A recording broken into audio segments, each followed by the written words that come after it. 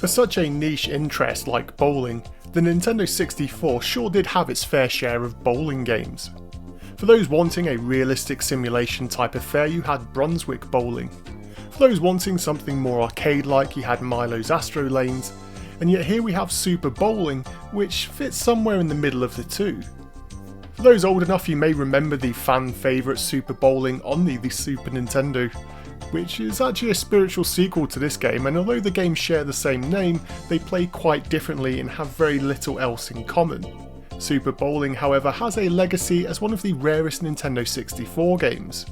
I still chuckle when I hear people ramble on about Clay Fighter Sculptor's Cut these days being the most expensive game on the console, because all you've got to do is take a look at price charting to see that this is the Nintendo 64's most expensive game now.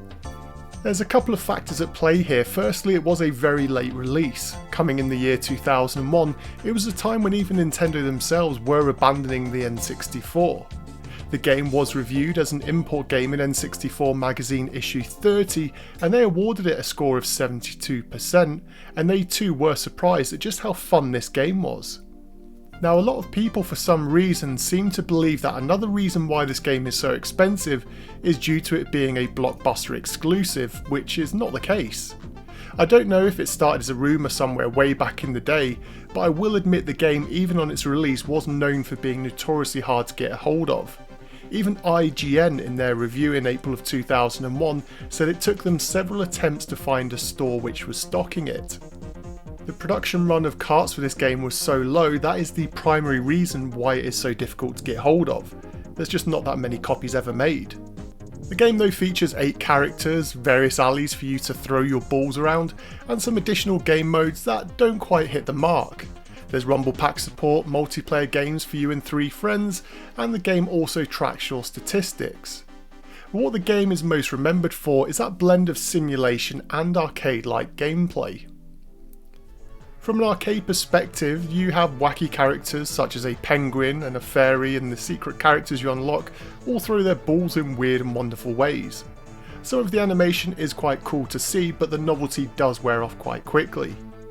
In addition to this, you have secret characters who each have their own special lanes, which consist of your standard bowling alley going all the way to ice lanes. There's one which is set in a forest, and even one in a Japanese garden.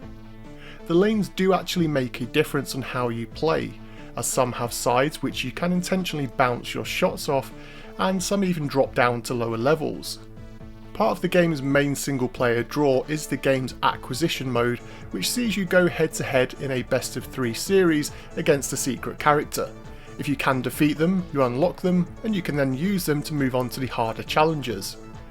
It sounds simple, but this is where the simulation-like aspect comes into play, because the physics in the game are surprisingly good for an N64 game, and the lanes you play on will also cause your balls to react in different ways.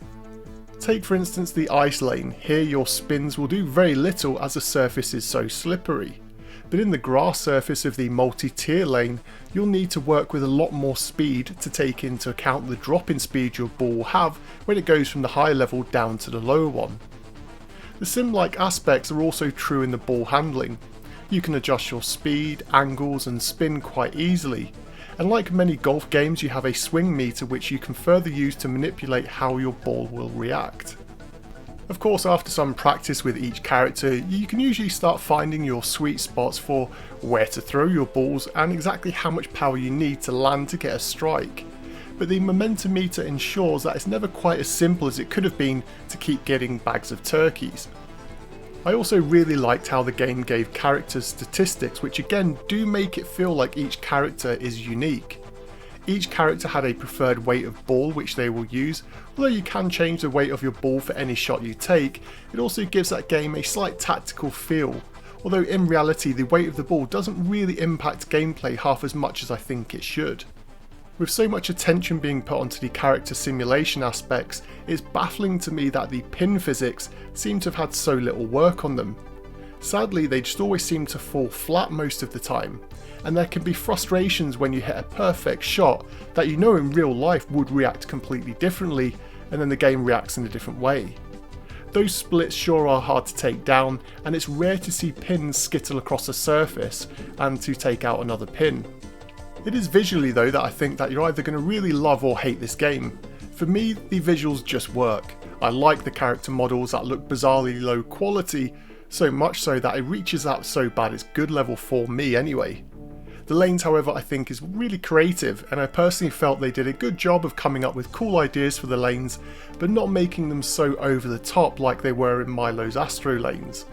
It's the small details like how the pins themselves are even designed to fit in with the lane theme. And let's not forget the actual in-game presentation, because having the side-by-side view with your opponent is a really unique feature here. At times it can really pump you up if you see your opponent just getting that slight bit ahead of you with their scorecard at the top of the screen, as it's all in real time, and it's not turn-based like pretty much all other bowling games are. On the other hand though, when you see your opponent start smashing turkeys, you know pretty much it's going to be game over. It can be quite distracting as your opponent's lane noises are not isolated, and so when you're trying to really focus on getting your timings just right, it can get interrupted by the commentator saying things like split and strike. Thankfully though, there's absolutely no slowdown in the game at any point, and the actual bowling itself runs super smooth. I love the fact that the lanes all feel unique and the menus are easy to navigate and have clear icons. There are some alternative game modes, but the golf mode in particular really is one to avoid. Essentially it's bowling where instead of holes you get a number of shots to clear a set pattern of pins. Now it's not a bad idea as a training mode to help you brush up on your skills, but after playing it once it does nothing to make you ever want to return to it again. The game may have been one of the last ever Nintendo 64 releases, but overall it sounds like a game which arrived in the second year of the console's lifespan. The tunes in the game are, well, they're all fairly run-of-the-mill. There's a couple of really nice ones in the 20 tracks here in the game, but some are completely unmemorable.